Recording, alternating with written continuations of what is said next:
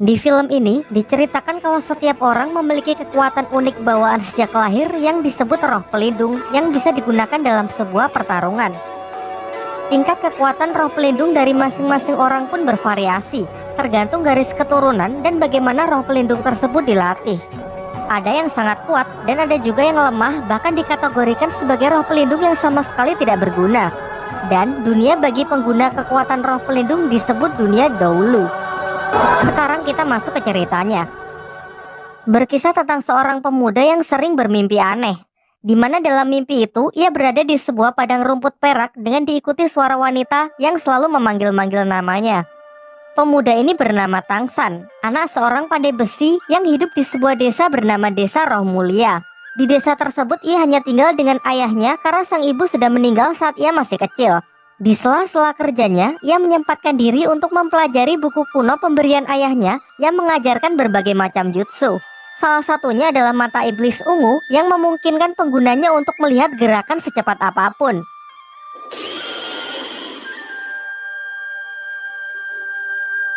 Diceritakan suatu ketika dalam perjalanan pulang, Tangsan bertemu dengan siluman laba-laba yang hendak memangsanya.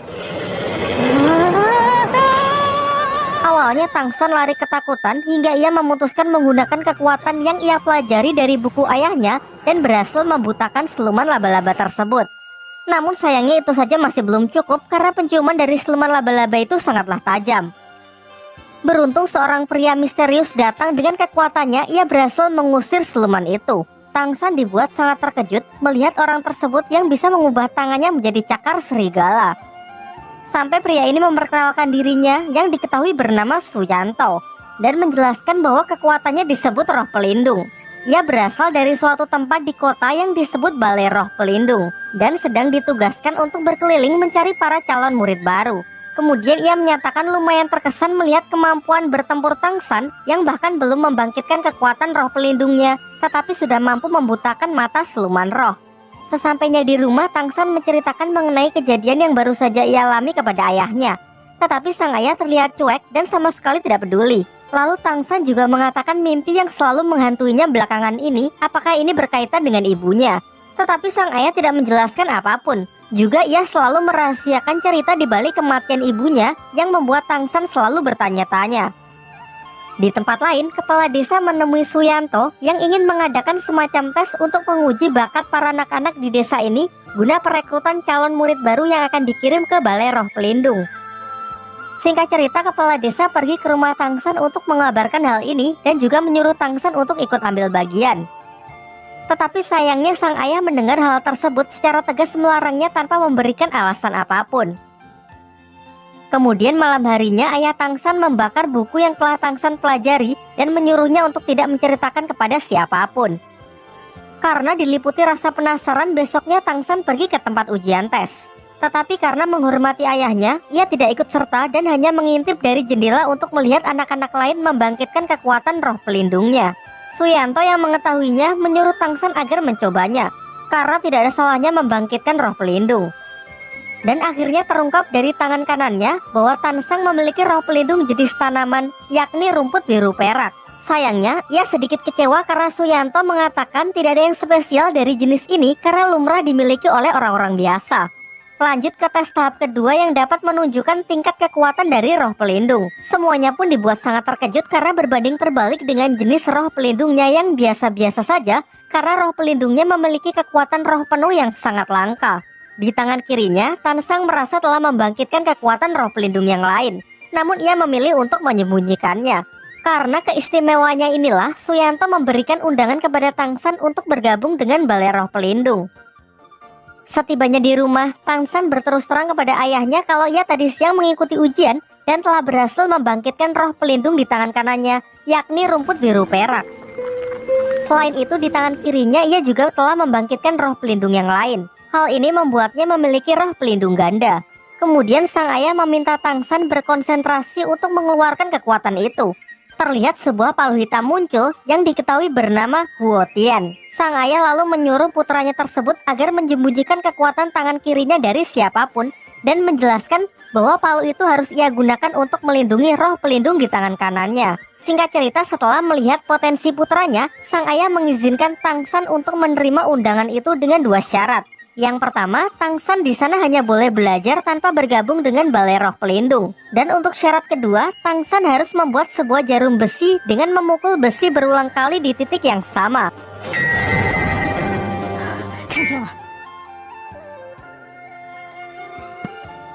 Singkat cerita, dengan kerja kerasnya menempa besi itu berhari-hari, Tangsan berhasil membuat jarum besi tersebut. Dan akhirnya dengan ditemani kepala desa, ia pun berangkat memenuhi undangan tersebut ke kota Naoding.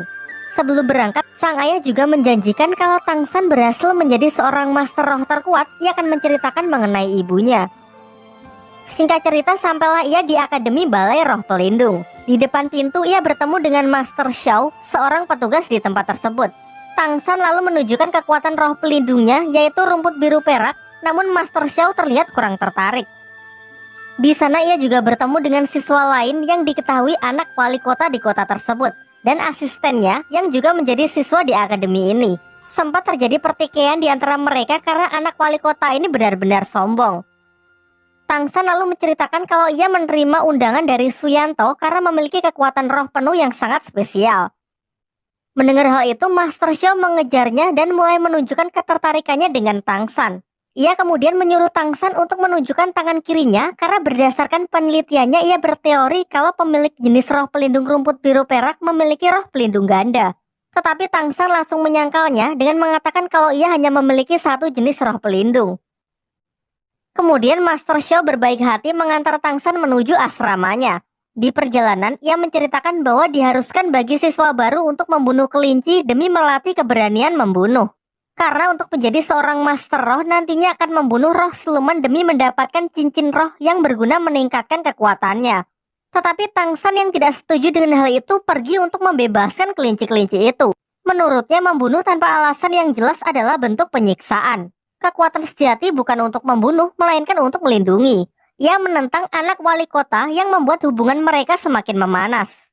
Terlihat dari kejauhan, seorang gadis bernama Xiaowu juga merupakan siswa baru, mengamati mereka dan cukup terkesan dengan sikap baik hati Tangsan.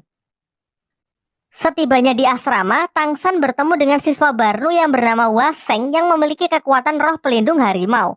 Ia mengklaim kalau dirinya adalah yang terkuat sehingga ia sangat layak menjadi ketua asrama.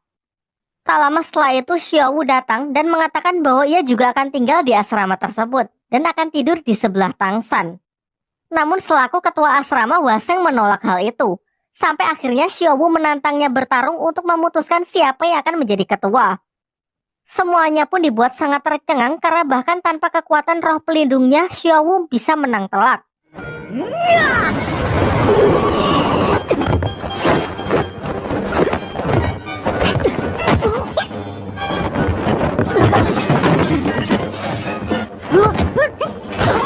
Menyaksikan hal itu, seisi asrama pun mengakuinya sebagai ketua yang baru.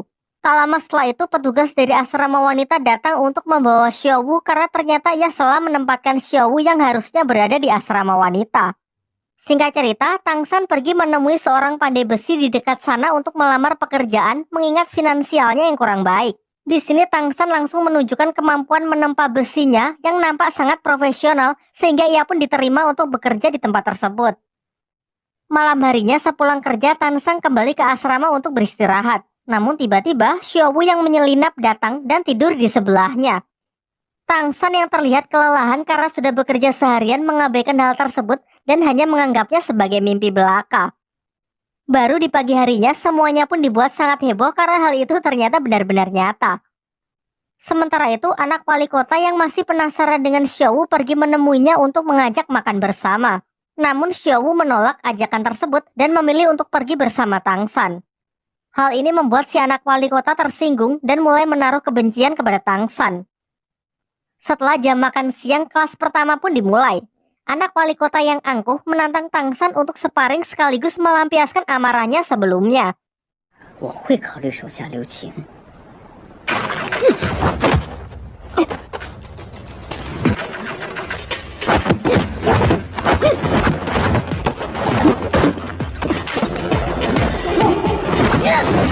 Akan tetapi ia justru dipermalukan karena Tansang yang terlihat lebih unggul berkat hasil latihan di desa menggunakan buku pemberian ayahnya.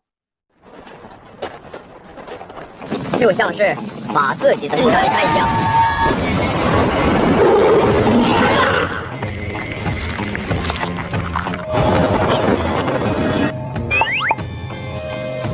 Di pelajaran selanjutnya, anak Pak Wali Kota yang tak bisa menerima kekalahan kembali menyerang Tangsan.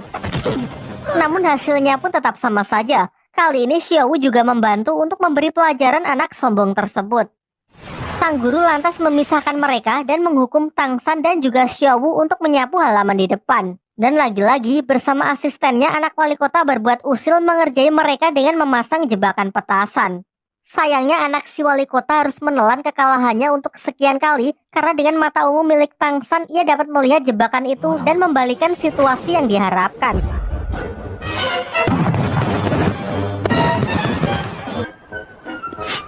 Kembali ke dalam kelas, semua siswa menunjukkan kekuatan roh pelindungnya masing-masing.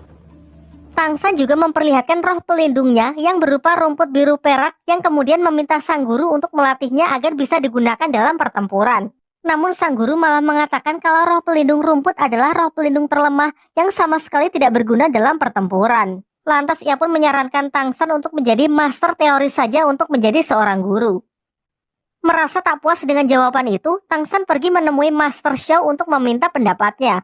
Dan benar saja, Master Xiao memiliki pandangan berbeda dengan mengatakan tidak ada roh pelindung yang tidak berguna. Yang ada hanya penggunanya saja yang tidak bisa memaksimalkan kekuatan roh pelindungnya. Ia kemudian menyarankan Tangsan agar berkonsentrasi untuk mengamati karakteristik dari roh pelindungnya.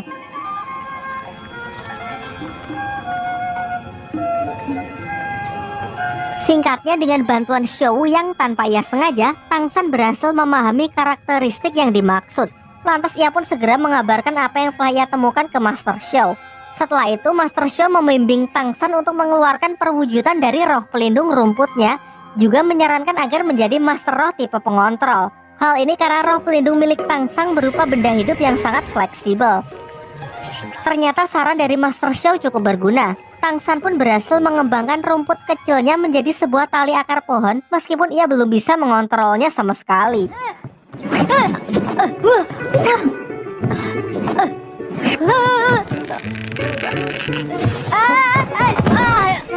Keesokan harinya, Tangsan dan Xiaowu pergi ke akademi untuk menghadiri acara pemilihan perkumpulan ketua Master Roh Akademi. Di perjalanan, perhatian mereka dialihkan dengan arak-arakan heboh yang diketahui rombongan yang mengawal sang wali kota. Xiaowu sangat geram melihat kelakuan rombongan tersebut yang sangat barbar, merusak apapun yang mereka lewati. Bukankah sebagai seorang pemimpin harus mencerminkan sikap baik dan peduli terhadap rakyatnya? Namun di sini yang terlihat sangatlah berbeda. Singkat cerita, mereka pun sampai di akademi. Namun sayangnya mereka tidak tahu kalau acara tersebut dimajukan dan sudah selesai dengan menjadikan anak Pak Wali Kota sebagai ketua perkumpulan Master Roh di akademi. Tangsan yang melihat pergerakan mencurigakan lantas mengikutinya dan berhasil menyelinap. Di sanalah tempat si anak wali kota yang sedang menyerap kekuatan cincin roh dari seekor siluman roh yang telah ditangkapkan untuknya.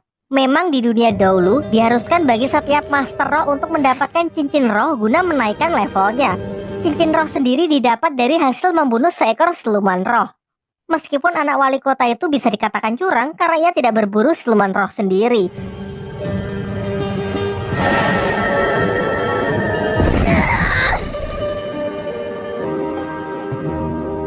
Malam harinya, Tangsan menemui Master Xiao agar membantunya berburu cincin roh pelindung yang cocok untuknya.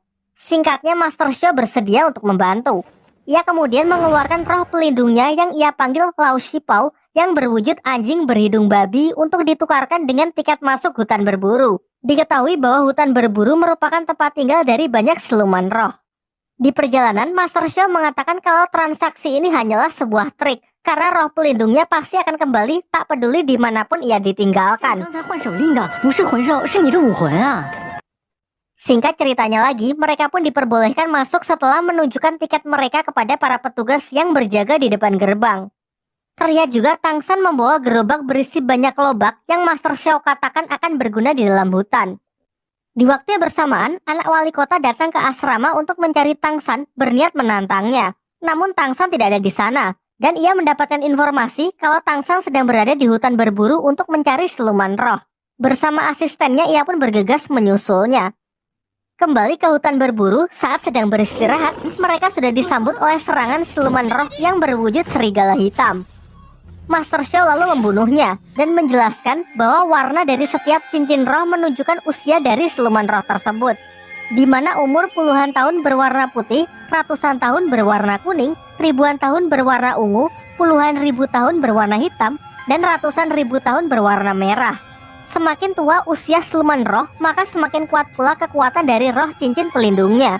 Namun ada batasan tertentu seseorang bisa menyerap kekuatan dari cincin roh. Maksudnya, jika seseorang menyerap cincin roh di luar batas kemampuan tubuhnya, maka tubuhnya akan hancur.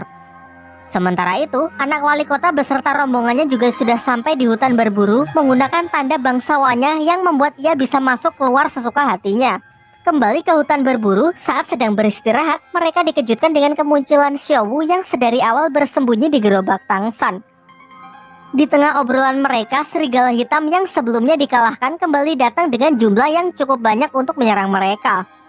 Xiao Wu pun kemudian mengajak Tangshan lari dan sengaja berpisah dengan Master Xiao karena ia curiga kalau Master Xiao hanya memanfaatkan Tangshan sebagai bahan penelitiannya tentang teori cincin roh.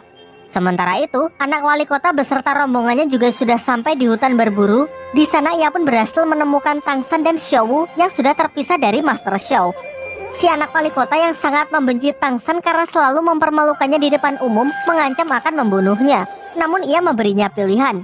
Jika Tangshan menyerahkan Xiao Wu dan bersedia menjadi bawahannya, maka ia akan memaafkannya dan melupakan semua yang telah terjadi. Pilihan Tangshan pun sudah jelas, ia pun melakukan perlawanan meskipun kalah dari segi jumlah. Tiba-tiba di tengah kericuhan mereka, Lao Xingpao, roh pelindung milik Master Xiao, muncul dari semak-semak yang diikuti roh siluman ular yang diperkirakan berusia ratusan tahun.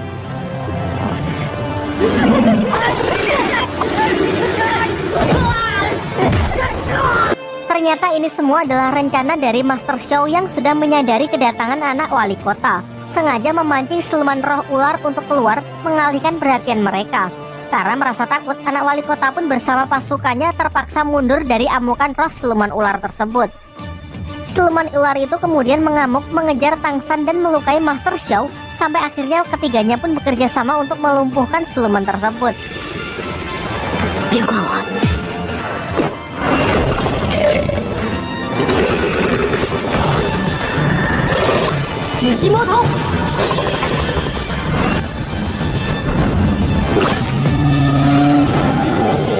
Master Xiao lalu menyuruh Tangshan untuk menyerap cincin roh dari sang siluman ular tersebut. Karena berdasarkan teorinya, tubuh Tangshan cukup mampu untuk menampung kekuatan siluman roh berumur 400 tahun. Namun Xiao melarangnya, karena terbukti sudah tujuan Master Xiao yang sebenarnya hanya ingin menguji kebenaran dari teorinya. Terjadilah dilema singkat di dalam diri Tangshan.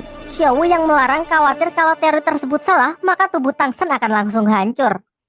Sementara di sisi lain, pasukan anak Pak Wali Kota akan segera datang untuk melanjutkan niatnya menghabisi mereka. Dan benar saja, tak lama setelah itu rombongan anak wali kota sudah datang menyusul mereka. Hingga akhirnya Tangshan memutuskan percaya kepada Master Xiao untuk menyerap cincin roh tersebut dan menerima seluruh resikonya. Akankah teori Master Xiao mengenai siluman roh yang mampu ditampung oleh tubuh Tangshan terbukti benar? Nantikan jawabannya di bagian kedua. Agar tidak ketinggalan ceritanya, jangan lupa subscribe